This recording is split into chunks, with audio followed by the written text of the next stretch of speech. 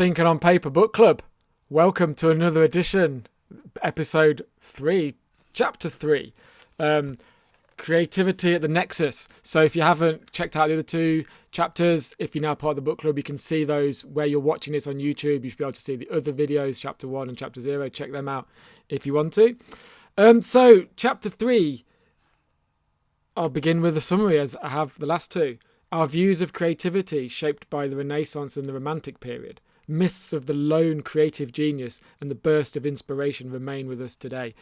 I don't know what you thought about this, Jeremy. I thought chapter 3 was essentially asking the question, is creativity the same across domains? Is creativity the same in technology as it is in art? Is the creative process the same in science as it is in technology and art? And the answer is yes and no. Man, I tell you what, Mark, I've always thought, and I've told people this, just my personal thoughts on creativity in general is like, it's kind of the unique arrangement, unique rearrangement of found elements, right? For the most part. And I've always subscribed to the belief that, the creative process, the engine itself is largely the same for many different disciplines. It has different inputs and different outputs, right? But he raises an interesting point that art, tech, and science really have some unique considerations that might put that theory on its head a little bit. Where did it all land for you? I thought this was the most difficult chapter to internalize of the ones so far. I thought he used a lot of examples of Van Gogh, Lord Kelvin, Picasso, Kerouac. There was a lot of references of creativity emerging in different ways. I like his thoughts on how if you look at science, if you looked at of the day artificial intelligence, you can kind of trace back the technological arch back into history. If you take anything, you can track its history. The creative iteration follows creative iteration, and you can almost date it. But if you look in art, and he uses the examples of like chairs and modern art, you can't see, because the creation process doesn't necessarily build exactly on what came before it. And that kind of insight was quite poignant for me, because I hadn't really thought about creativity flowing. Like, time's arrow of creativity doesn't exist in all domains. There you go. Yeah, I think the way I landed on it, it's like a little more concrete building blocks in science and a little less concrete building blocks, like let's say in music, for instance, right? Yeah, So your domain. yeah, so like Andre 3000, the half of Outkast back in the day, amazing rap group, but Andre 3000, brilliant Drinking musician. in LA. That was Yeah, them, right? Yeah. yeah.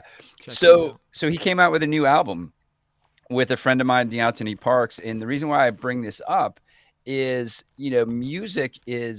music may take a little bit longer to kind of string those blocks together, but when I listen to his record, I hear Aaron Copland and I hear Brian Eno like mixed in these very different ways, right? So that is some of the building blocks for his record, but it's not like, okay, Max Planck and his original equation, or Planck theorem, was immediately applied. It necessarily wasn't immediately applied either.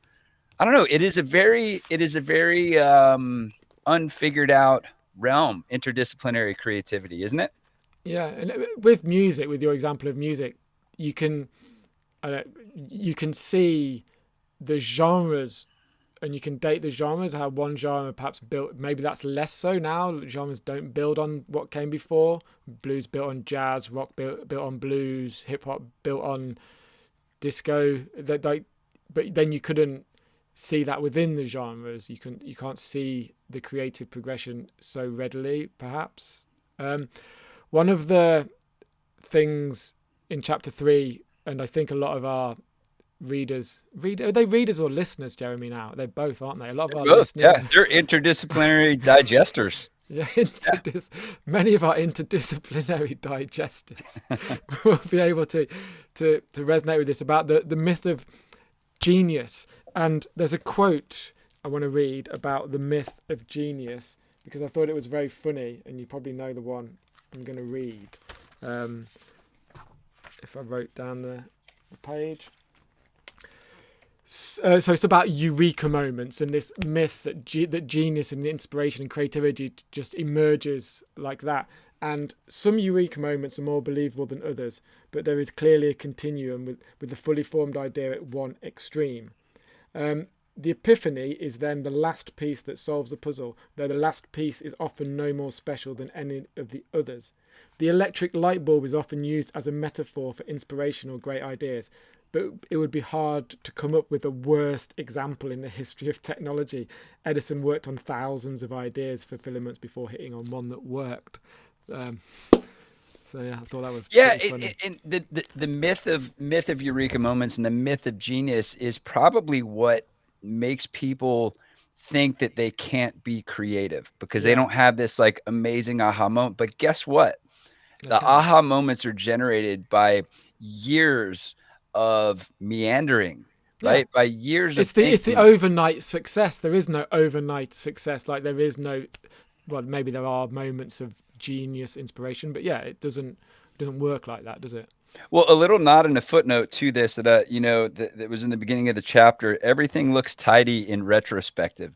So it's like, it's kind of like, oh yeah, that just kind of came out one day, right? But I tend to apply this. So I'm going to relate this to this, right to know you program that I've been doing for years and teaching and leading. And that we use this idea of capturing writing and then turning that writing into some kind of insight. Right. And he talks about this, like back in the day in the Renaissance, there was like this primo pensieri, which is like this initial capture of a cool idea of like something that has potential with probability of succeeding or not. And then I guess he called it, is that the prepared mind? Is that? That's different. I think that was the study that happens in the end of the chapter, I think, but maybe that's the literal translation of that. But this, it was kind of like the initial sketch of art that was actually used as kind of a precursor to copyright in a way. Like, hey, I'm going to capture this. This is mine. I'm going to do something with it later. But then the real innovation, the real creativity kind of comes out later when it is fully developed as a piece that's captured that I thought was really interesting.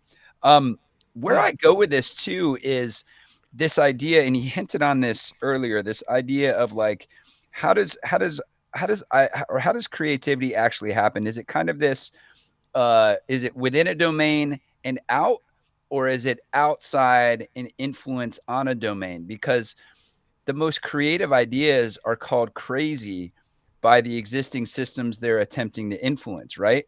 So I always think about this. It really sparked me thinking again about creative forces being centripetal or centrifugal, right? Are they inside out or are they outside in? And Say those words again. So like a centrifugal force is one that like is centered and emanates outward, right?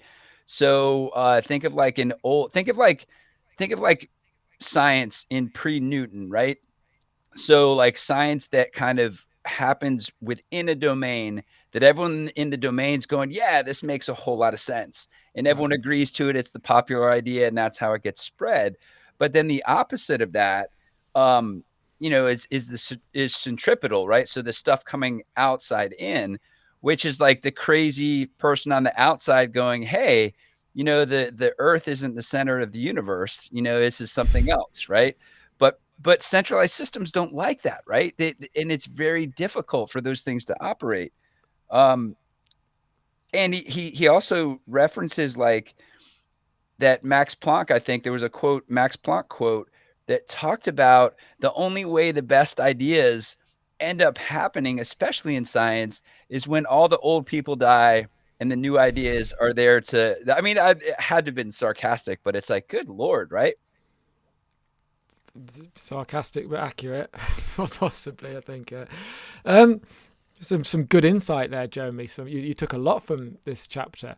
Um, he was speaking a lot about ideas and the creativity of ideas, and obviously for me, I'm more interested in the creative process of writing for me at the moment. And he uses the example of Kerouac on the road, and I think we've all read On the Road, and the myth is that Kerouac wrote On the Road in 3 days. And there's actually, I saw the Slide documentary, Sylvester Stallone documentary the other day, and he wrote Rocky in 3 days. 3 days seems to be the place. But obviously, he didn't write it in 3 days. He typed it in 3 days. He actually spent weeks and weeks and weeks and weeks and weeks and weeks writing it. But he typed it in 3 days because he could type really fast. Or he captured the idea in 3 days and continued to refine and iterate it until it became what it is, right? Like, well, I think probably the other way around, whereby he iterated after the initial idea. But yeah, that you probably get it when you're making music, where you create something, and then you come to a blockade, you stop, you go away, you do something else, you come back, and it's just there. And that maybe you went and did something completely different. You got some inspiration from somewhere else. Your subconscious mind is just taking ideas from the ether everywhere, and you come back and you've got the solution to your creative problem. And I love your idea, what you said about centralized systems not liking outside interference.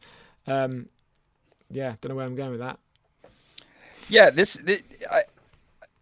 I think that the other thing that was really interesting that came out of this was a study that he references, Mark Beeman and John Koinos. I don't know if I'm pronouncing that name correctly, but they actually did. They tried to investigate and pinpoint scientifically when the epiphany or when the aha moment actually happens in the brain. And they used fMRI machines, they used EEGs to kind of capture all of this. And they found something called a gamma rhythm, which is like this electrical occurrence that relates to the actual insight that happened. What's more interesting that I found in reading this little side note was what happens in the brain prior to that.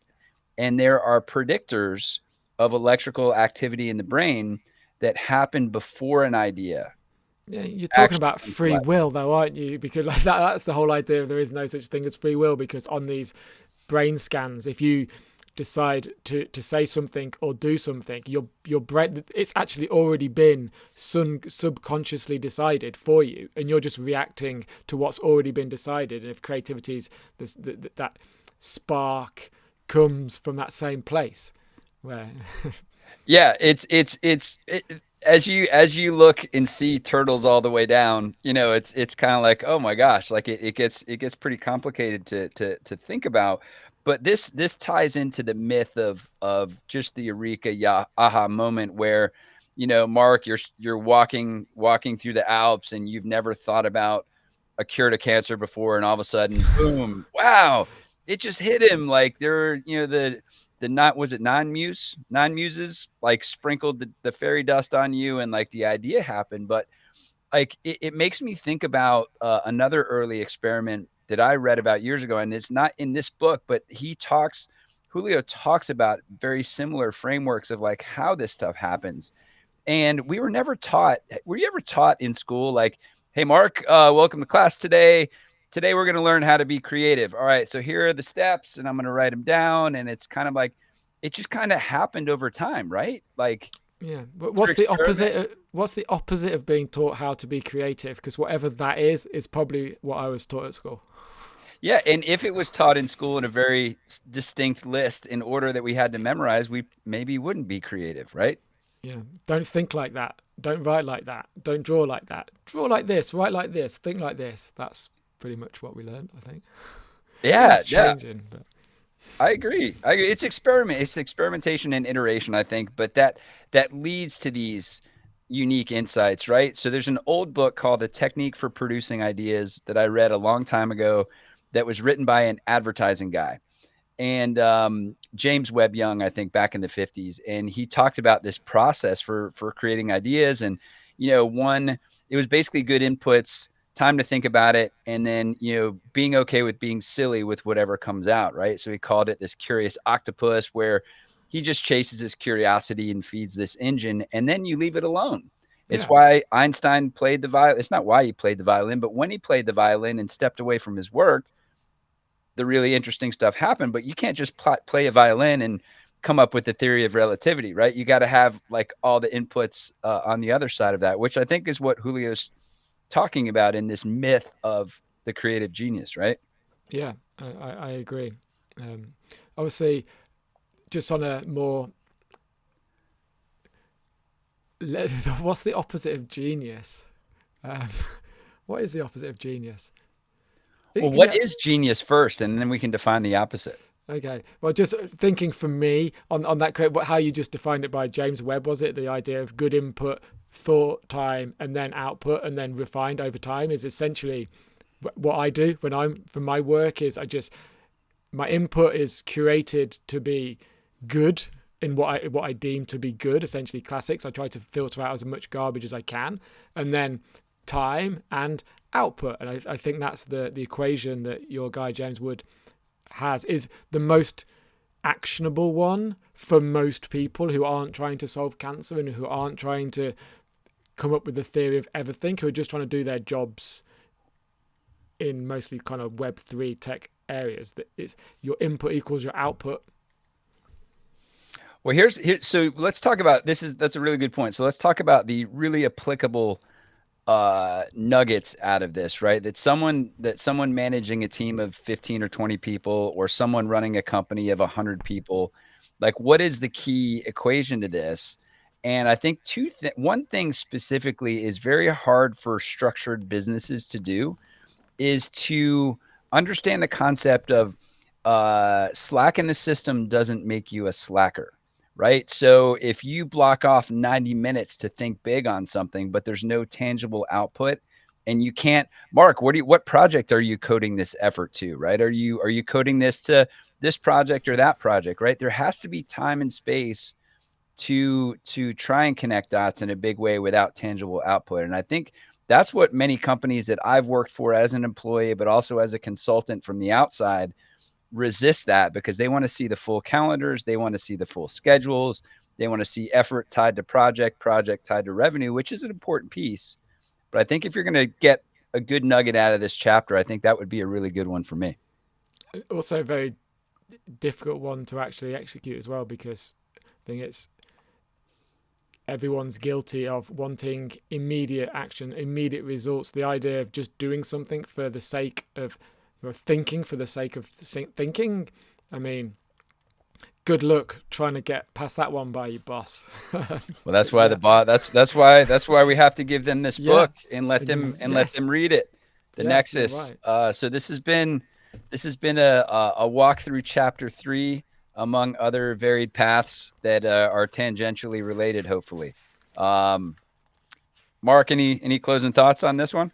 I forgot the use. I like this quote. We can learn to access and extrapolate from existing cutting edge knowledge. I hadn't really thought of the idea of cutting edge knowledge before, which I think is a good way to think about that. Although the idea of cutting edge is as modern and futuristic as it comes, whereas the idea of cutting edge knowledge is actually, I mean, ancient Greece is the home of cutting edge knowledge, so to speak. So I think there's a bit of I like the juxtaposition there, because I'm not sure I agree with the idea of cutting edge knowledge being the right words for that. But I like that. And there was also a funny quote I liked for mathematicians. I know that we have a few mathematicians in our audience. I don't know if Keir maybe is listening, or but there was a quote by David Hilbert about one of his students. So David Hilbert was a very famous mathematician, and he said, quote, for a mathematician, he did not have enough imagination, but he has become a poet, and now he's doing fine, which I thought was quite... That is amazing. Quite funny. That is amazing. Well, our Thinking on Paper book club listeners. We are again getting great feedback from you guys. Hopefully you're enjoying this. We also want to bring some of you into the discussion for the next chapter or two. So keep submitting your requests for that. We will get on that and make a selection and start bringing some folks into this conversation, because the goal is we want to evolve this into a much more interactive platform and experience for everybody, and doing it in real time as well.